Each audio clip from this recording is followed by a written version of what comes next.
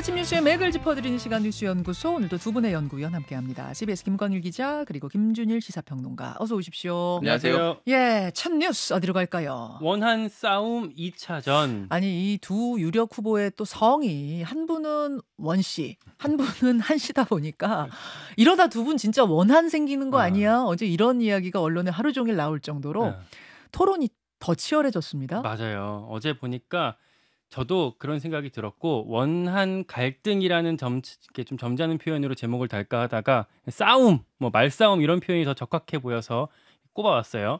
그만큼 뜨거웠는데 패턴은 반복됐어요. 그러니까 원희룡 후보가 의혹 제기를 거듭하면 한동훈 후보가 그 뇌피셜 아닙니까? 아니면 그 뭐 근거를 대십시오. 근거를 대라. 네, 예. 이러면서 싸움이 커졌고요. 제일 뜨거웠던 장면 한 1분 정도 클립을 잘라왔거든요. 직접 한번 들어보시죠. 그러죠. 같이 당무 감찰 받자고요. 아니 지금 다 얘기를 하라니까요. 아니 왜 객관적인 그 자료들이 나와 있지 않은 상태에서 제 자료만 깝니까? 아니 본인이 의혹을 제기하시잖아요. 대다수의 그 절차와 과정 관계자들의 진술들이 전부 당 안에 있지 않습니까? 아니 의혹 제기를 하셨잖아요. 당에 대한 운영권과 자료 접근권이 없습니다. 그럼 의혹 제기를 하면 안 되는 거죠. 아니 다 부인할 텐데. 그건 아니죠. 재밌으시네요. 재밌으시 알았습니다. 수사 그런 식으로 하셨습니까? 알았습니다. 자, 그런데 문제는 의혹을 제기한 쪽에서 근거를 제기하는 건 기본 중에 기본이에요. 제가 상당한 근거와 제가 접근할 수 있는 근거를 제시하면 그 나머지는 객관적인 조사기관에서 그걸 해주셔야죠. 그걸 해주셔야죠. 그러니까 함께. 아니 함께가 아니라 그걸 제시해 주셔야죠. 뭘 의뢰도 좋습니다. 당무 감찰 하십시오. 아니 당무 감찰이 아니라 본인이 가지고 있는 자료를 제시해 주시고. 그걸 왜 그것만 일방적으로 합니까? 당에 있는 자, 여기까지만 봐도 될 것 같아요. 이런 식으로 계속 반복이 됐었어요. 오디오 물리고 하면서. 의혹을 좀 간단히 좀 정리를 해드릴게요. 일명 3대 의혹이라고 해서 원희룡 후보가 갖고 왔는데 총선 사천, 그리고 김경률 금감위원장 추천, 사설 댓글팀 운용, 요 세 가지입니다. 첫 번째 사천 얘기인데 뭐 옛날에 비례 공천 때부터 잡음이 많긴 했잖아요. 당시에 뭐 윤핵관 이철규 의원이 공개적으로 문제 제기하면서 일부 바뀌기도 했었는데 이 공천 과정에 한동훈 후보의 가족이 개입했던 거 아니냐라고 원희룡 후보가 물었거든요. 특히 강세원 변호사 공천에 같은 로펌 출신인 한동훈 후보의 부인이 개입한 것으로 친윤 쪽에서 의심하고 있다라는 보도가 있었거든요. 그런 보도를 어제 원희룡 후보가 계속 얘기하던데, 이 보도라 하면 뭘 얘기하는 거예요? 그러니까 우리 CBS 한판 승부에서 김규환 논설실장이 언급한 적이 있었거든요. 한판 승부 코너에서 김규환 실장이 제기했던 그걸 얘기하는 건가요? 네, 그걸 갖고 원희룡 후보가 끌어왔고, 그렇게 언급하니까 한동훈 후보가 언론 보도가 근거라는 말씀이십니까? 다른 근거 없습니까? 라고 하면서 투닥투닥 붙었었어요. 두 번째 김경률. 요거는 한동훈 후보가 정권 초에 금융감독위원장으로 김경률 회계사를 추천했었다라는 쿠키뉴스 보도가 있었거든요. 요걸 원희룡 후보가 언급한 거고, 그다음에 한동훈 후보가 부인하고 다시 원희룡 후보가 내가 인수위 기획위원장이었기 때문에 그 추천 경로에 대해서 다 알고 있는데, 저간의 사정을 내가 다 알고 있는데 뭐 그렇게 말씀하십니까? 라고 하면서 한참 동안 또 붙었었어요. 세 번째 댓글팀, 뭐 요거는 잠시 후에 나올 사람이 한참 동안 얘기할 것 같은데, 짧게만 제가 설명을 드리면 친윤계인 장해찬 전 최고위원이 제기한 거거든요. 한동훈 후보 장관 시절에 일명 여론조성팀 사람들한테 내가 텔레그램 메시지를 받았었다라고 하면서 구체적인 내용을 장해찬 최고가 제시를 했어요. 이걸 원희룡 후보가 언급한 거고, 다만 한동훈 후보는 역시 부인을 했습니다. 요거 세 가지 외에도 일종의 색깔론까지 나왔는데, 뭐 한동훈 후보의 장인이 옛날에 민주당 쪽에 총선에 출마하려고 했었던 거, 그리고 한동훈 이모부가 민청학년 사건 당시에 활동했었던 경력까지 원희룡 후보가 언급을 했었고요. 그러면서 원희룡 후보가 했던 얘기가 김어준, 유인태 이런 분들이 한동훈 후보 지지하지 않습니까? 라고 얘기를 하고, 한동훈 후보가 김어준이 저를 지지한다고요? 운동권 출신은 원희룡 후보님 아닙니까? 뭐 이러면서 붙었었고, 또 김건희 여사 사과 문자 일심 논란, 요것도 이제 이게 당시에 한동훈 후보가 선거에 고의로 패배하려고 했던 거 아니냐라고까지 이제 원희룡 후보가 연결 지으니까, 또 한동훈 후보가 그게 말이 됩니까? 부인했던 상황까지 이어졌습니다. 자, 그러니까 1차 토론회보다 어제 2차 토론회가 훨씬 더 치열한 느낌이었어요. 그러니까 1차 때는 원희룡 후보가 선관위의 권고를 좀 받아들여서 내가 이제 뭐 세게 하지 않겠다라고 선언을 했고 실제로 세게 하지 않는 느낌이었는데 어제는 분위기가 많이 바뀌었죠. 예, 이제 원희룡 후보가 왜 좀 바뀌었냐라고 본다면은 첫 번째는 1차 토론했는데 평가가 안 좋았다라는 거예요. 밖에서 보기에도 원희룡 갑자기 막 엄청 문제 제기하다가 선관위의 요청을 받아들여 제가 자제하겠습니다. 그러니까 이게 무슨 급변친 같은 느낌이잖아요. 오히려 좀 뭐 별거 없는 거 아니야? 이렇게 하고 지금까지 어떤 톤 앤 매너하고 매우 달라졌다.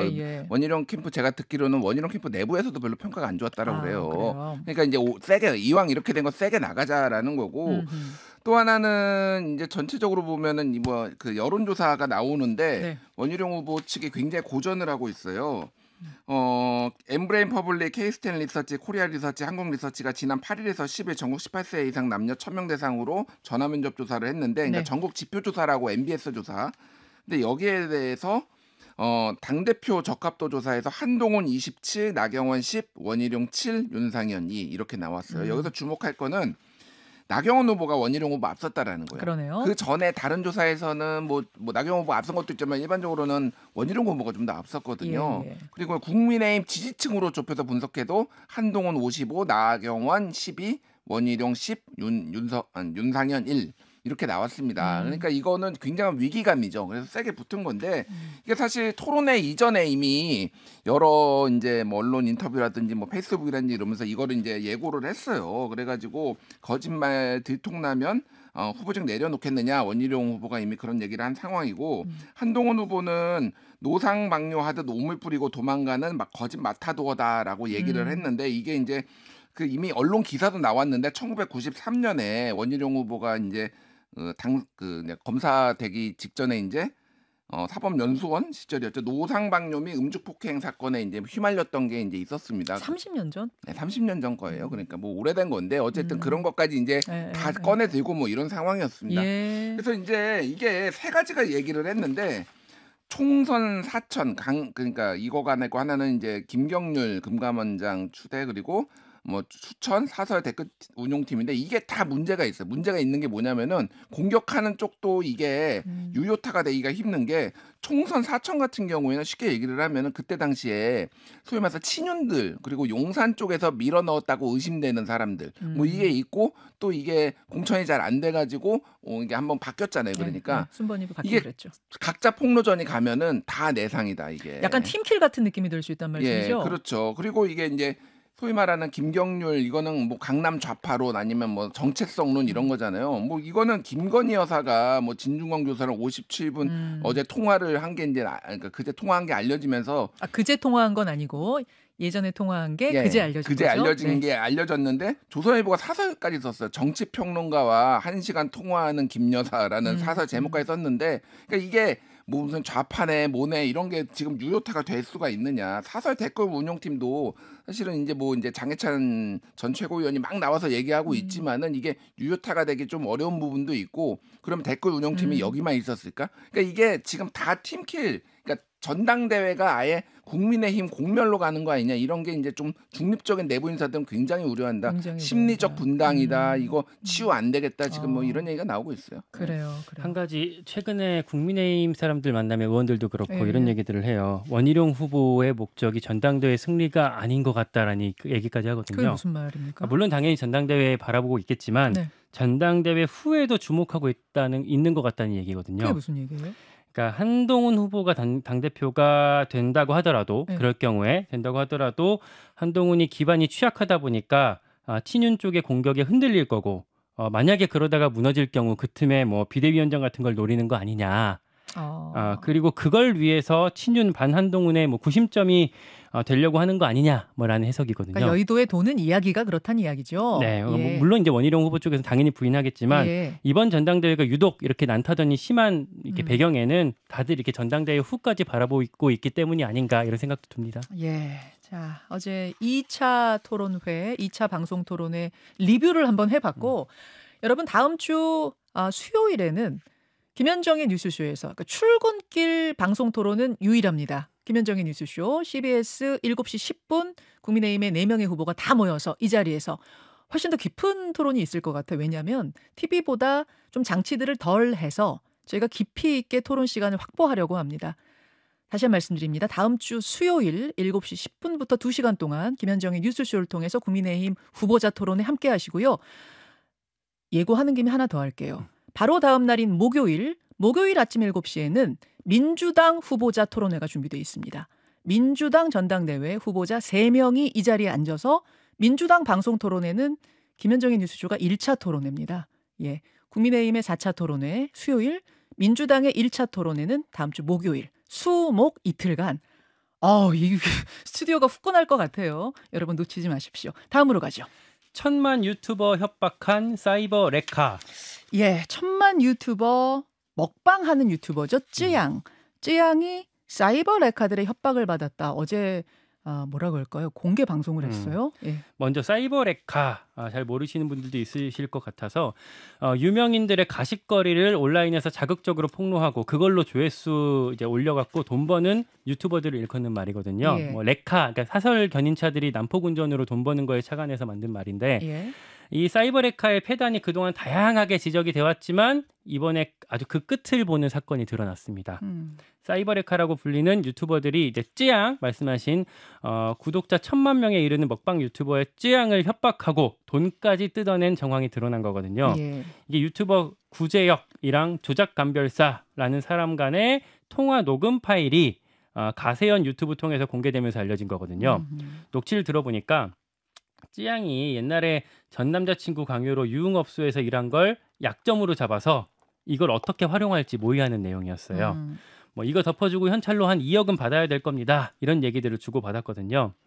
이 구제혁이 쯔양한테 실제로 5,500만 원을 받았다라는 게 가세현의 방송 내용이었습니다. 자, 가세현이라는 유튜브에서 이것을 이렇게 방송을 하고 나자 쯔양이 나서서 자신의 유튜브에서 이게 어떻게 된 상황인지에 대해 길게 설명을 한 거죠. 어제 본인의 변호사들이랑 같이 이제 유튜브에 출연했거든요. 예.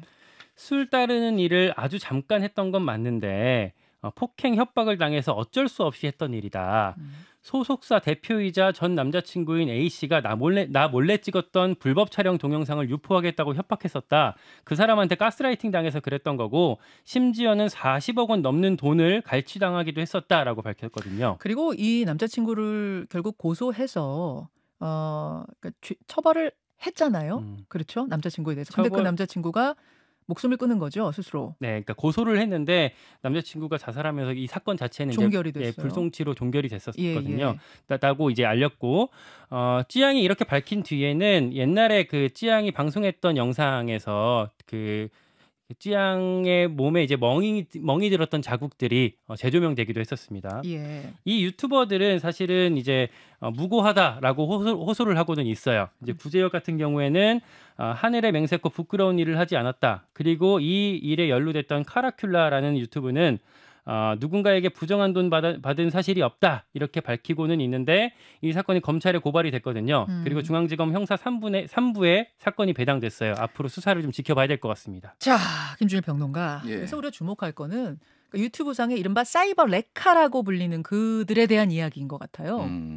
그러니까 이게 이제 여러 단위가 있는 거죠. 그러니까 쯔양과 관련된 거고 있고 지금 이제 사망한 전 남자친구 이제 고소고발이 이미 들어간 상황이었고 그거와 관련해서 이제 뭐 극단적 선택을 했다라고 이제 됐어요. 이야기가 좀 복잡하더라고요. 그러니까 쯔양이 전에 사귀던 남자친구한테 협박받은 그 사건이 이제 한 덩어리고 근데 그 전 남자친구는 자살을 하면서 그 사건은 종결이 됐고 이번에 이 사건은 그 과거를 알고 있는 사이버 레카들이 쯔양을 협박했다라는 다른 덩어리의 사건인 거죠. 예, 그래서 지금 뭐 유튜버 구제혁, 유튜버 전국진, 유튜버 카라큘라 뭐 이 세 명이 지금 뭐 이름이 언급되고 있는데 뭐 92년생, 뭐 88년생 그래서 대체적으로 이제 30대 초중반 정도 되고요.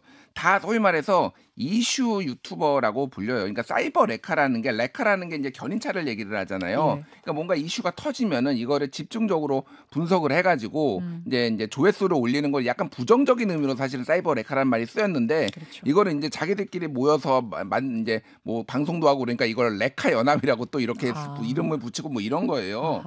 근데 이게 이 뭐 구제역 같은 경우에도 뭐 이슈 유튜버 뭐 이런 건데 예를 들면 억울한 사건을 겪었거나 공론화가 필요한 사건에 대해서 제보를 받아서 방송하는 거고 뭐 예전에 이근 대위하고 신경전도 벌이고 뭐 이랬단 말이에요. 전국진도 소위 말해서 본인이 주작 감별사라고 얘기를 한 거예요. 조작을 한 거. 그래서 본인의 별명이 뭐 코난, 저승사자 뭐 이러고 음원사재기 뭐 이런 거 폭로한 적도 있습니다.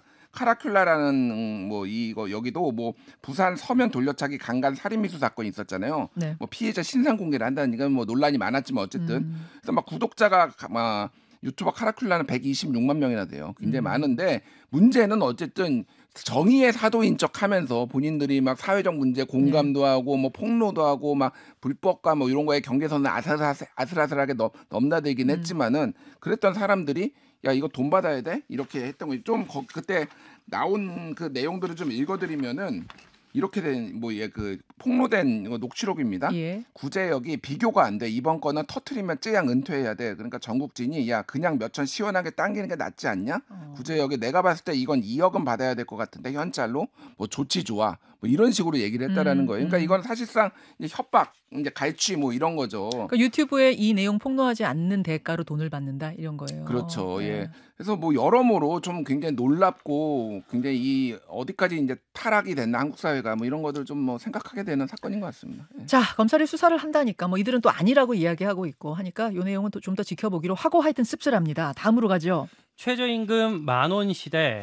최저임금이 드디어 10,000원을 넘어서서 정확히 얼마로 결정된 거예요? 내년도 최저임금? 시간당 10,030원으로 결정이 됐습니다. 10,030원. 이렇게 해서 사상 처음으로 뭐 최저임금 1만 원 시대 맞게 됐다 이렇게 나오고 있어요. 올해는 얼마였나 궁금하실 텐데 올해는 9,860원이었어요. 네, 애초에 경영계에서는 이 9,860원을 좀 동결하자 이런 입장이었고 노동계에서는 12,600원까지 올리자라고 했었거든요. 네. 그러다가 최저임금위원회 논의하면서 계속 좁혀졌고요. 네, 해결이 안 돼서 결국 표결에 붙이기까지 했습니다. 네. 오늘 새벽에 표결이 있었는데 경영계에서 최종안으로 내걸었던 1,300원으로 30원. 네, 1,030원으로 최종 결정이 됐어요. 예. 다만 결과적으로 시간당 170원이 오른 거거든요. 네. 인상률은 1.7%. 이게 최저임금 도입한 이후에 37년 통틀어서 역대 두 번째로 인상률이 작았던 겁니다. 2021년에 1.5%였고 그거보다 이제 두 번째로 작은 거거든요. 그래서 뭐 인상 전체 폭은 크지 않다 이렇게 볼 수가 있겠습니다. 이게 이제 최저임금 이야기 나올 때 항상 나오는 게 그러니까 이 자영업자들이 고용하는 노동자에 대한 최저임금과 대기업에 대해서는 좀 차등을 둬야 되는 건 아니야. 뭐 이런 얘기들도 나오긴 했었어요.